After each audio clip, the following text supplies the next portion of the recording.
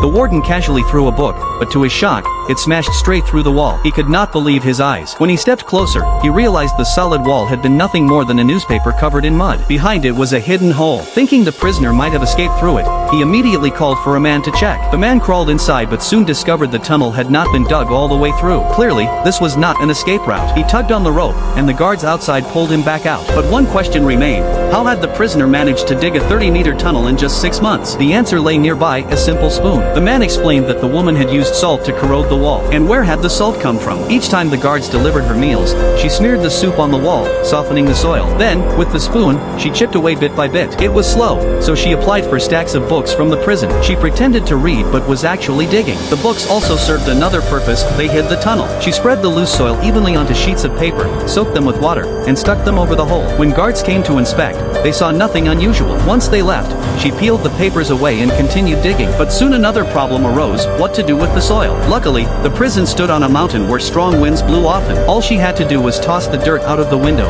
and the wind carried it away. After 6 months, the tunnel was nearly complete, and she began to plan her escape. Because she had kept such a low profile, most people had already forgotten she even existed. On the very day she chose to act, officials arrived for inspection. The prisoners were busy performing, and the guards were occupied trying to impress their superiors. No one noticed that she had already slipped outside. People see only what they expect to see. Even if you hold a hammer, they might still think it is a nail. Using that logic, she calmly approached the official's car. Meanwhile, guards discovered her absence during mealtime. When they found the fake tunnel, they naturally assumed she had escaped through there. In reality, she was already hiding under the car. The warden personally escorted the official into the vehicle, never realizing the fugitive was right before his eyes. Soon, alarms blared and chaos erupted across the prison. All attention focused on the supposed escape tunnel, and no one paid attention to the official's car. By the time the man crawled out of the tunnel, the woman had already slipped away from the car, and what awaited her was freedom.